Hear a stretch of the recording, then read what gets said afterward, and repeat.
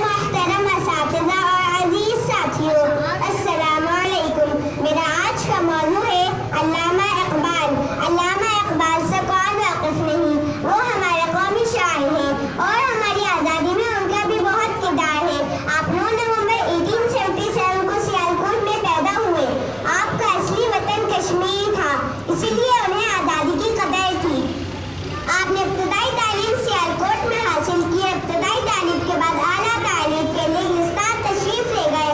وہاں آپ نے اعلیٰ تعلیم کے بعد فلسفے میں ایم اے کیا۔ پھر جرمنی تشریف لے گئے، وہاں آپ نے فلسفے میں PhD کیا۔ اسی لیے آپ کو ڈاکٹر علامہ